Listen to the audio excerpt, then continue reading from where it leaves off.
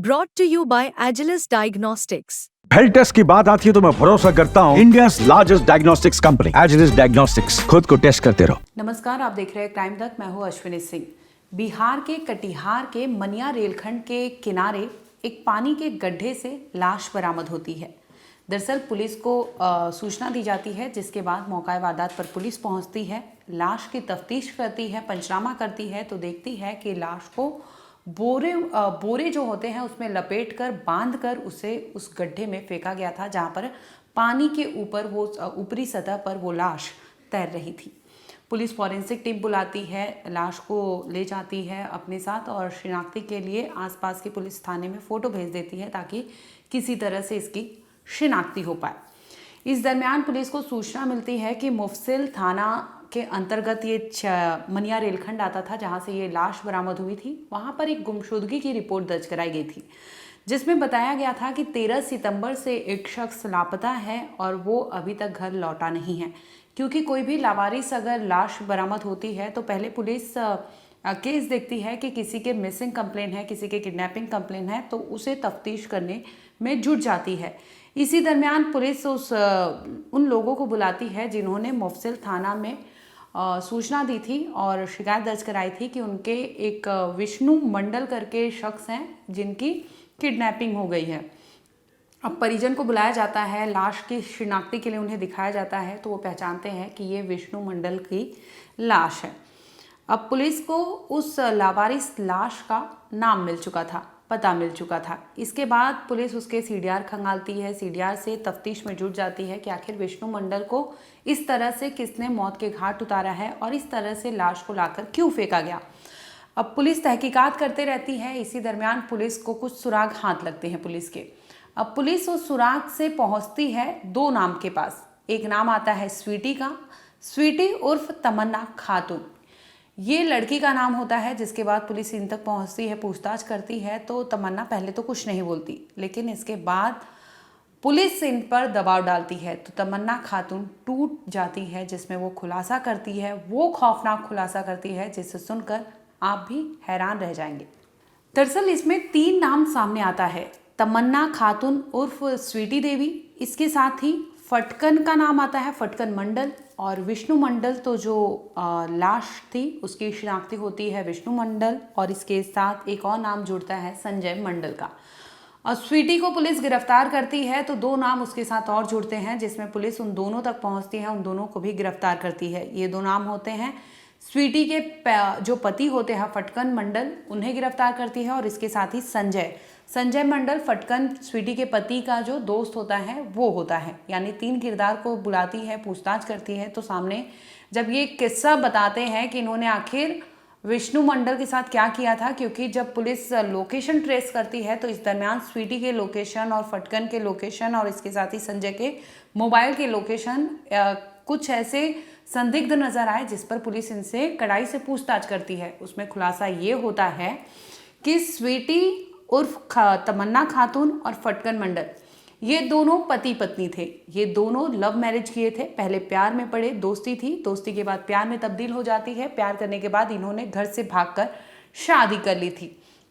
शादी करने के बाद ये बिहार के कटिहार में ही रहते थे, लेकिन इसी दरमियान जो स्वीटी के पेरेंट्स होते हैं, हालांकि स्वीटी ने अपने पेरेंट्स के अगेंस्ट जाकर ये शादी रचाई थी, लेकिन इसके बाद स्वीटी के परिवार शादी होने के बाद दबाव डालते हैं फटकन पर कि तुम कमाई करो, कुछ नौकरी करो, तुम्हारा घर कैसे चलेगा। इस दबाव में आकर फटकन मंडल जो है वो एक प्लान बनाता है। प्लान के तहत वो कहता है कि वो नौकरी करने दिल्ली जा रहा।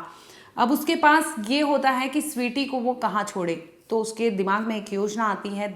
योजना के तहत वो अपने दोस्त विष्णु मंडल के पास पहुंचता है। विष्णु से कहता है कि विष्णु, मैं दिल्ली में नौकरी करने जा रहा हूं, अगर मेरा बंदोबस्त हो जाएगा वैसे ही मैं स्वीटी को बुला लूँगा, तब तक के लिए तुम स्वीटी को अपने घर रहने दो। विष्णु का अच्छा दोस्त होता है फटकन, इस वजह से विष्णु मान जाता है, अपने घर रहने देता है स्वीटी मंडल को। अब स्वीटी वहाँ पर रहती है। इस दरमियान विष्णु मंडल और स्वीटी में नज़दीकियाँ बढ़ने लगती है। पहले तो दोस्ती भाभी भाभी करके ही बुलाता था, लेकिन दोनों में करीबियाँ बढ़ जाती हैं, जिसके बाद दोनों एक दूसरे से प्यार करने लगते हैं। दूसरी ओर स्वीटी का जो पति होता है वो नौकरी की तलाश में दिल्ली पहुंचता है। दिल्ली में वो जब नौकरी ढूंढ लेता है तो वो फ़ोन करके सूचना देता है कि विष्णु मंडल को कि क्या तुम मेरी बीवी को लाकर दिल्ली छोड़ दोगे। इस पर विष्णु मना नहीं करता, वो बोलता है कि जी बिल्कुल, और विष्णु मंडल स्वीटी को लेकर दिल्ली के लिए रवाना हो जाता है।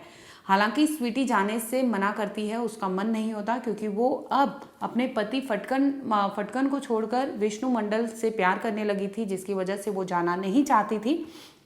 लेकिन विष्णु उसे समझाता है, जिसके बाद स्वीटी मान जाती है और ये दोनों फिर स्वीटी और विष्णु मंडल जाते हैं दिल्ली पहुंचते हैं। इसके बाद कुछ दिन वहाँ रहती है स्वीटी और विष्णु, जो उसका हस्बैंड है फटकन मंडल, वो आते हैं वापस से कटिहार, किसी मकसद से आते हैं। इस दरमियान वो अपने घर होते हैं और विष्णु होता है दिल्ली में।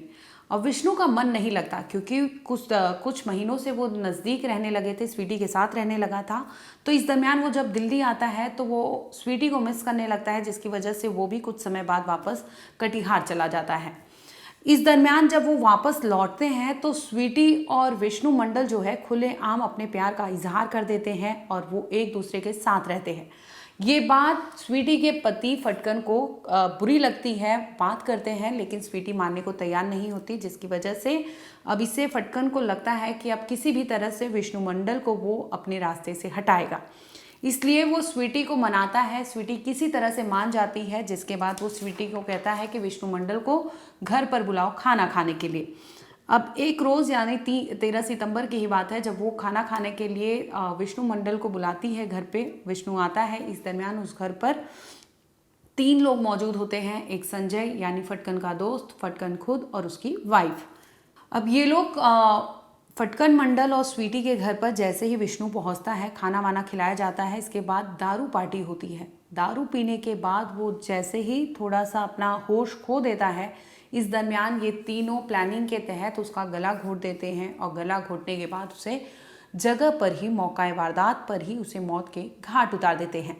अब इनको लगता है कि ये लाश का क्या करे विष्णु मंडल के, तो जिसकी वजह से वो एक बोरी लाते हैं, बोरी में विष्णु मंडल को रैप करते हैं, उसे अच्छे से बांध देते हैं, जिसके बाद वो ले जाते हैं रेलखंड यानी मनिया रेलखंड के किनारे। वहाँ एक गड्ढा होता है बड़ा सा जिसमें पानी होता है।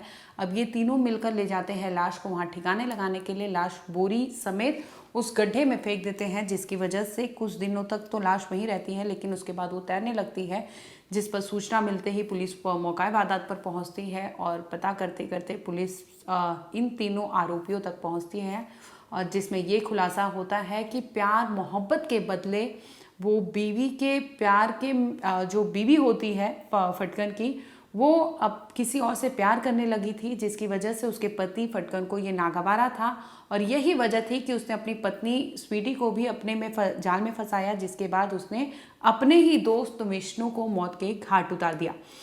इस तरह से ये तीनों खुलासा करते हैं, जिसके बाद तीनों को पुलिस अरेस्ट कर लेती है। लेकिन आपको बता दें कि किस तरह से आखिर प्यार मोहब्बत में पड़े ये कपल, अच्छी खासी ज़िंदगी चल रही थी, अच्छा खासा वो कमाने लगा था दिल्ली में, लेकिन बावजूद इसे खटकता है कि इसकी बीवी जो है स्वीटी किसी और यानी इसके दोस्त के प्यार में पड़ गई है, जिसकी वजह से इसे ये चीज़ डाइजेस्ट नहीं होती और ये प्लान बनाता है। प्लान के तहत ये विष्णु मंडल को मौत के घाट उतार देता है।